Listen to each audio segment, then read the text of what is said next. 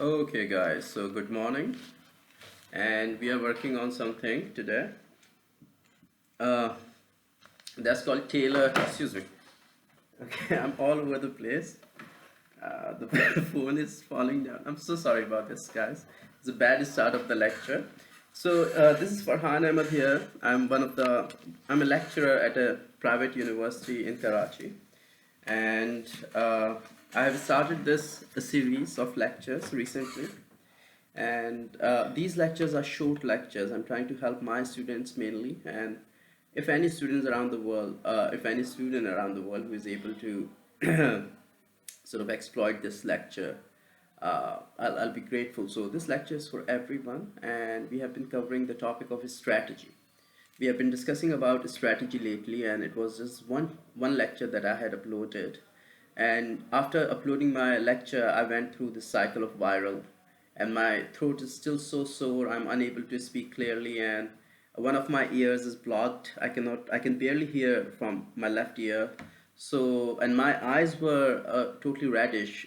This is called the flu conjunctivitis. So things have not been so well for the last week. So we'll have a look at our topic today. And today's topic is tailoring a strategy to fit a specific industry and company situation. So if you remember, in the last class, we had discussed that a strategy comes from a word called strategos, and this is a word from Greek language. And the meaning of this word is divided into two parts: stratus and agos. So stratus mean army, and agos mean leading. So you're leading an army, and I've discussed that you will be leading an army of your personnel, your workforce. So your subordinate will be your army, and of course when you're working with them, you have to discuss their behavior, you have to discuss the culture, you have to ensure that they are ethical. So there are range of things that you have to take care of, right?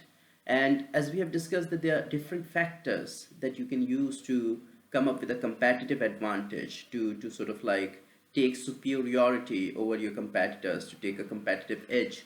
So that's something we have discussed in the previous class, that yes, as a manager, you can work on quality, you can work on customer service, you can work on any other factor, confidentiality, privacy. So if we look at Apple company, Apple is known for design and innovation, that one way that they compete in the market. But apart from design and innovation, they are also focused on MOS and iOS, the security system. So that is their core competence, and they are able to create this competitive advantage due to these core competencies. And of course, they have perfected their skills. They have got this expertise over an extended period of time, and they have mastered their skills to get these expertise. So we understand that. And apart from all these things, they do work on their value chain. How do they procure different parts? How do they? But today's topic is very interesting, that you know about these strategies, and we have discussed the global, transnational, and multi-domestic strategy when you're going to compete internationally. But we have to make some lectures about the foundational knowledge about strategy. That's something I'll be doing later. We are going in reverse order because I've started this series of videos after the first half of the semester. So we are in the second half of the semester, and I'm actually following this reverse order. So we are doing the chapters, the late chapters like 13 and 12 right now, and will be doing some basic the first chapters later on. So that's something I'm just trying to keep up with my students so that they are able to prepare. So in the last class, we had discussed about pursuing competitive advantage and how do you pursue competitive advantage in the international market. But now our topic is tailoring a strategy to fit a specific industry and company situation. So that's a very important topic. That's something we want to understand, that how many aspects that a manager has to look before they come up with a strategy. So one of the aspects, one of the factors that you have to be very cautious of is the market itself. Now, there is always an argument, what is the difference between market and industry? So industry is the collation of a large number of companies. So, excuse me. Bless me. I told you, I'm so sorry about this thing. I genuinely apologize. I know it looks gross, but you gotta do what you gotta do. Apologize. So Excuse me, I'm so sorry. So it's too gross for a YouTube video, but that's okay. I'm gonna keep myself natural. So we were discussing what's the difference between market and industry. So generally, we understand industry is the collation of a large number of companies. So there are different industries: health industry, we have got education industry, we have a sports industry, we have banking industry, and all the banks they make this industry. All the sports outlets or the manufacturers they make the industry. Markets, we have local market, we have got regional market, we have got global market. So market also differs, but lately that there is a new thing that has come up with BRICS, Brazil, Russia, India, China, South Africa, and many other countries. That's an emerging market. So people get confused. What are we referring to in terms of market? I'll just say that you have to look at the market in terms of product and service. That's something we want to look at right now. So if I'm referring to a market of cell phones or smartphones, so that's a product that we are talking about. It's also providing a service, but telecommunication service is a different thing. So we understand markets will refer to any product or service that we are talking about right now. It could be automotive market, it could be cell phone market, it could be renewable energy market. So that's something we can discuss. So we'll be looking at the very first one, that is emerging market. So when we're discussing emerging market, guys, what do you understand from the emerging market? What comes in your mind? What are the examples? That's the first thing that we want to understand. In this time, in the 21st century, over the last 20 years, dramatic changes have taken place. There have been an unprecedented acceleration in the growth of telecommunication sector, especially the smartphones and this digital technology. As the modern humans are equipped with laptops, they have got gadgets like smart watches, they've got gadgets like smartphones, they've got gadgets like iPads, and many things are in the pipeline. So emerging markets, if I was to say, would be a blockchain technology. That's emerging market. If I was to say what is an emerging market, as I said that it's about products or services, I would say electric vehicles are the emerging markets, and this is sort of a novice market where different giants can come and compete if they want to diversify their sort of product line and they want to invest in this area. Blockchain, cybersecurity is an emerging market. That's a very good one. Cybersecurity, you see the amount of data theft that is taking place, the hacking that is taking place, and protection of intellectual property, copyright, lane design, industrial design, business secret, trademark, many things they do fall into this area. So we see emerging markets are those markets which are just shaping right now. But I want to give you some of the features of industry of the emerging market. So first thing that we want to understand about emerging market is that it's an unproven and new market. It has not established itself. It's still in the testing stage where people will have to sort of like compose their confidence in this thing. Okay, then their proprietary technology is only exclusive to the manufacturer. It is not generic in the market. Not everyone has the access to their technology. It's not been rolled out. So that's the second factor we want to understand, guys, in terms of features of the emerging industry or emerging market that we are referring to. We have seen the examples, but we want to understand, and the barrier is very low. According to Michael Porter, five forces, as we understand, that you have threats to different from different perspectives. One of the perspective that you have got in terms of threat is new entrant, apart from competitors, apart from buyers power, apart from supply power, apart from the substitutes. So yes, barrier is also low, and buyers are first time users, and marketing involves inducing initial purchase and overcoming customer concern. So customer concern is something very new, and these new emerging industries have to learn how to address those concerns. Very little money for research and development they have, and there are issues with the supply chain. So they will struggle to establish their supply chain. So that will be a challenge for the emerging market. But how do you compete? Well, there are multiple ways depending on the circumstances and market demand and the market condition. But generically speaking, you have to be very bold.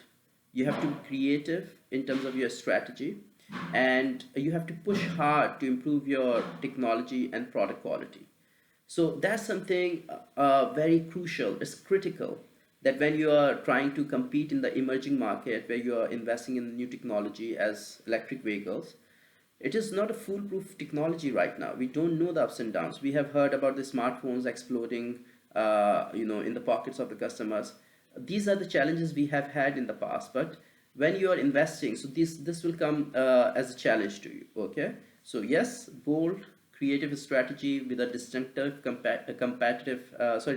competency, and you must improve, perfect your technology and product quality. That's important, that's crucial. But apart from that, you want to understand there are different ways you can maybe merge with a already existing company which is dealing in the same area, so that you can acquire the technology, you can acquire the knowledge, you can acquire the expertise to survive if god forbid you feel that no, there's no way out and you guys don't have anything left. So that's something.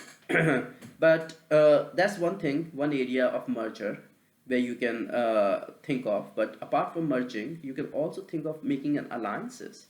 It can be a 50-50% alliance with someone, excuse me, having expertise in some areas. Sometimes people prefer that they want to outsource their business, like some of the operations in which they don't have the expertise, and mostly it's about logistics, first party, second party, third party logistics, where companies, if they feel that they're lagging behind and they don't have the expertise in those areas, so they prefer that they should outsource. But I would recommend, instead of outsourcing, why don't you go for alliance, where you see someone who is already in the market dealing in some of those areas where you are weak, and you can sort of like make a pact with them, and you can use this contract to propel in the market. So that's something very handy. So we understand now the types of emerging markets, and we also understand some of the things about some of the features of the emerging market. Okay, so of course, guys, when you're competing in the emerging market, something that goes without saying, that you have to be cost effective. You have to engage in price war. You have to make sure that you have competitive prices. You have to find the new customers through segmentations, use new applications, enter new geographical areas, and of course focus on advertising. And right now, you guys are very lucky that you have got digital marketing, which was unheard of 20 years ago, when the companies were sort of like emerging as the giants. But nowadays, you guys have many tools and techniques in at your hand. And some of the hurdles, after understanding the emerging markets features and after understanding the examples, we understand there are certain hurdles. And hurdles for these companies could be raising capital. How would you get the investment? That's one thing, because if you don't have a break even, you're not a profitable business right now, and it's just a new technology, it can be a big challenge. Okay, and then you have to understand, you have to keep up with the industry, you have to come up with the strategy that is compatible with a particular market. Like every market have got external and internal threats. So mostly external threats are the ones that are out of control. You cannot control those external threats, and that could be environment, that could be political, conflicts, that could be government regulation, that could be infrastructure. So external factors are not in the control of the business. So when you are going for rapid expansion, or when you are entering a new geography, these things will challenge you. Okay, so we have understood emerging market. Now we want to look at rapidly growing market. Now this is a question where everyone is sort of like argumentative. Where should we place electric vehicles, whether it's a rapidly growing market or it is an emerging market? So that's an argumentative thing. But in terms of rapidly growing market, over the past decade, what we have seen, the e-commerce has taken over the world, and our purchasing pattern, our purchasing habits have changed, and we want to sit at home, and it has become so cost effective, and it's easy to use with the coupled with the different features, that people don't want to bear with the hassle of going to a shopping center, walking around, getting stuck in the traffic jam. So it's a rapidly growing industry. And something very interesting that I was seeing recently was about vegans. It's about plant-based foods. So we see plant-based food is becoming a very popular industry all over the world. And I was looking at this documentary in India where they are exporting jackfruit as a replacement of the meat to the foreign market. So people in European countries and other parts of the world, they are utilizing jackfruit as a replacement of meat, and it's just a fruit in India that is grown in the backyard of India. So India can transform this industry if the government takes initiative and they invest in this area. They can transform this industry into a $1 billion industry or maybe more than that. I don't know the exact figures, but there is a significant amount of export of a jackfruit. And I'm not too sure what do we call it in Urdu or Hindi. I'm not too sure, but we'll look into this. But that's something. This massive fruit. Do Google and have a look. And I think this is called kathal in Urdu. I'm not too sure, but we'll look into this. So, rapidly growing market, as you understand, guys, e-commerce, how cost effective it has become. So that's one thing that you want to understand. They have become very innovative. They understand your purchasing pattern. They keep your data. They make sure that when you come and buy something next time, they're ready to serve you, you see. So, of course, when we are growing rapidly, we do need distribution channels. So you want to make sure that you gain access to the additional distribution channels. Make sure that you can have your presence at every nook and corner of the geography that you're operating in. So that's very handy. So expand company's geographic coverage. So when you're expanding a company's geographic coverage, make sure that you understand that without proper logistics, without effective and efficient distribution channel, you cannot reach people. And that's a challenge we are facing. We have seen recently, as I've discussed it in the previous lecture as well, the unprecedented disruption that took place due to the pandemic during the during 2021 and 2020. That has forced the uh, industrialists to rethink their approach. How do they want to compete in the global market? So we don't know what is the future of supply chain, but we definitely need something new so that we can ensure that everyone has the access of to the products that we are making, be it any part of the world. And that's the beauty of the nation state system and rule based system, a world which is highly interconnected and interdependent. So that's something we want to understand, right? Of course, expanding your product line can be very handy because it's just not electric vehicles that you want to come up with. You can design other things that is environmental friendly and that ensures sustainability. So that's something we understand about rapidly growing market. But something related to rapidly growing market that we have here is maturing market. Now, what is maturing market and why is it important? So, a lot of markets have, or industries, if I may call it, with the permission, they have matured. Aviation industry, of course, has matured, and we don't see much, not to sort of like offend the aviation industry. I'm just saying that we do not see that they are able to consistently innovate or sort of consistently evolve, keeping in demand of the customers in their view. So what I see is having two floors in an airplane, having a shower in an airplane, a business class. You're having, it's not for everyone though. We have to understand cost effectiveness is going to be a challenge for many industries. It's not in their control. Oil, petrol, which is being sold about God knows $70 per barrel, I guess, or $90 per barrel. I'm not too sure what's the recent one was about 90. Might be $900 per barrel in 15 to 20 years time because we are running out of it. And these industries, they will struggle as they are struggling right now. Do you think this global inflation will go down? No. everything is related to fuel, the energy that we have. And if the prices will go up, I'm making sure that I'm making you understand as if I'm talking to a 5-year-old kid. If the prices will go up, these industries will mature because it will curtail their ability. It will compromise their, innovation power. It will compromise their ability to sort of like provide what customers are looking at.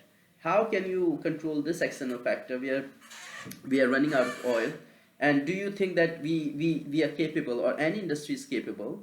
So looking at the example of maturing industry, who do we have in terms of maturing industry?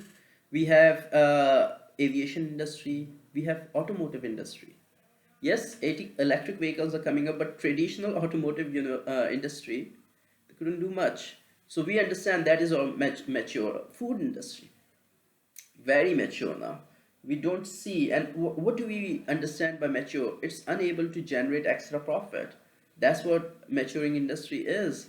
And in terms of replacement, it's there are such industries which cannot be replaced easily.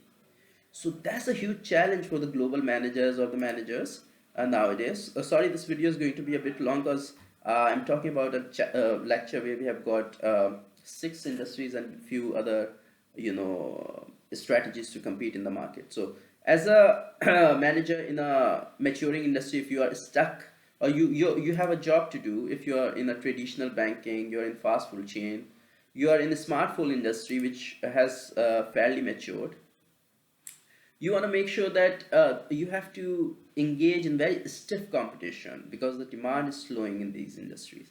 Replacement is there, we understand, but uh, gone are the days where people used to keep 5 cell phones or 4 cell phones.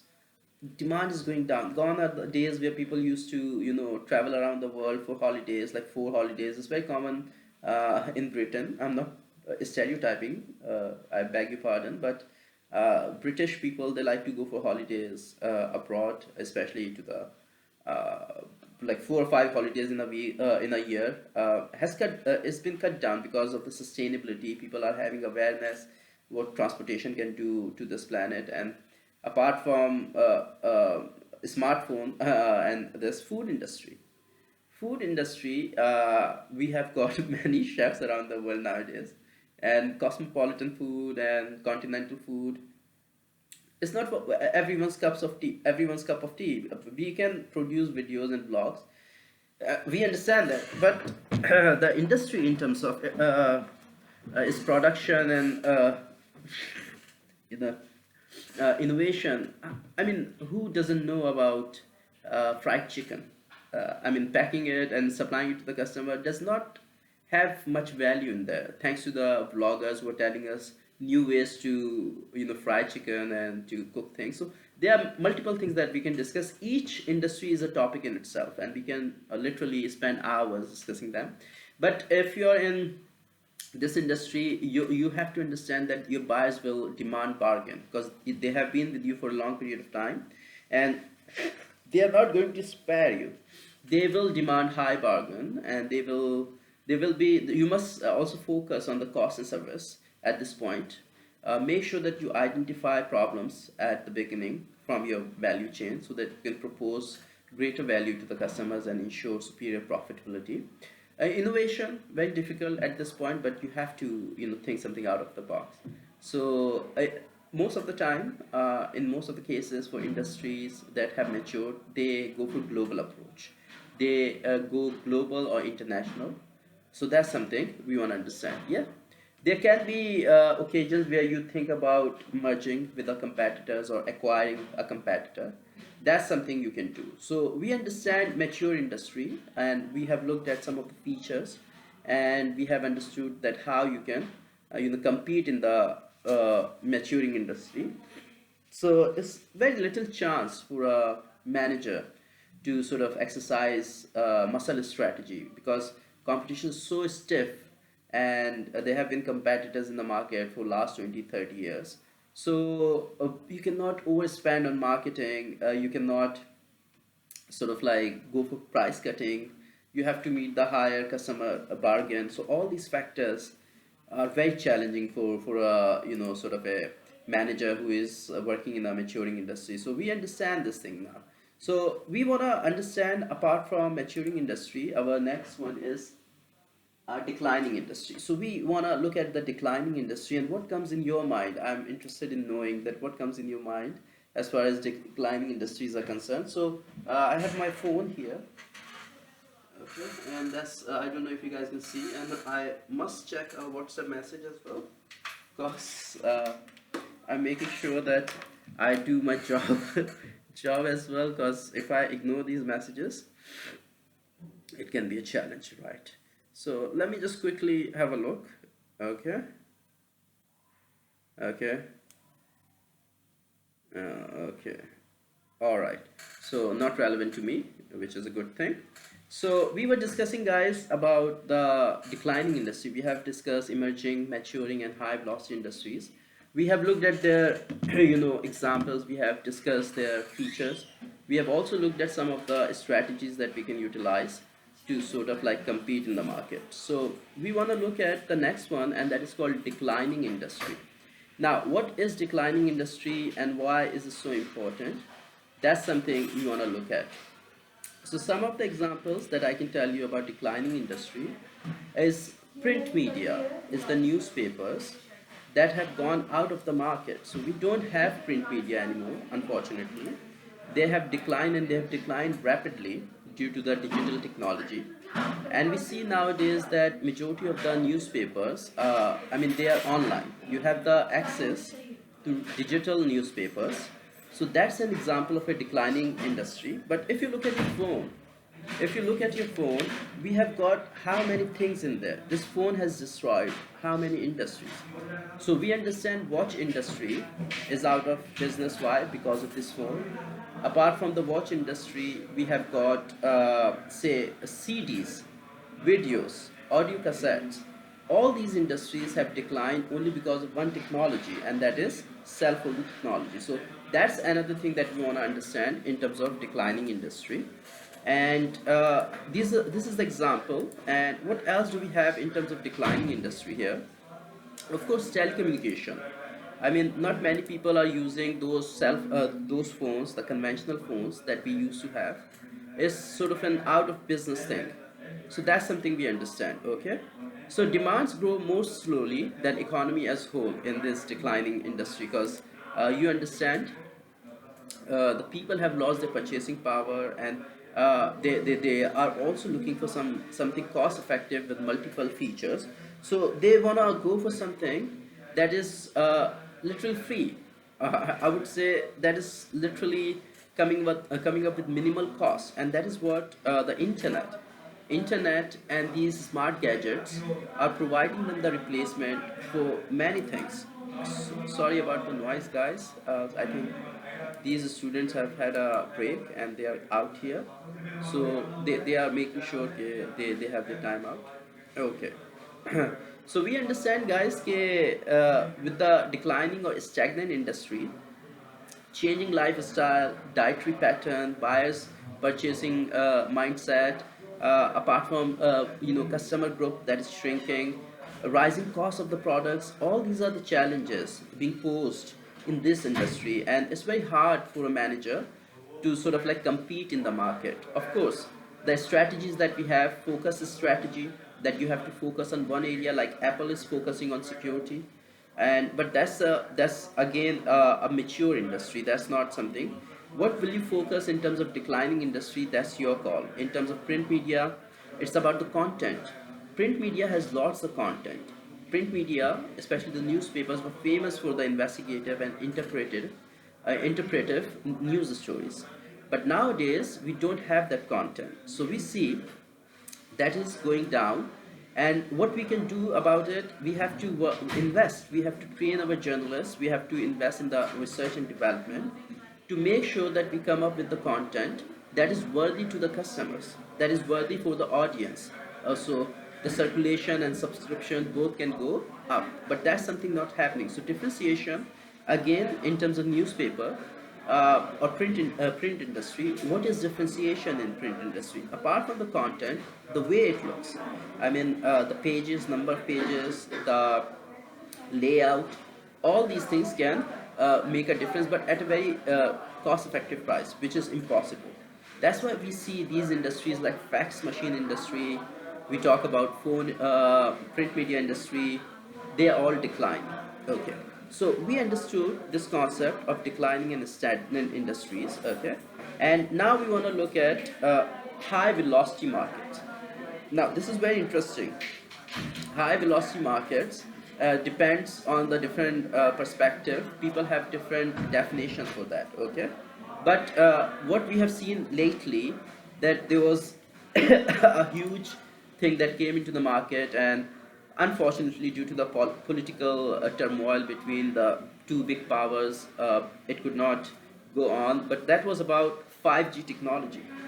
5G technology, just like 4G and 3G, is a high velocity market, and people are running after it. And 5G technology is very handy for the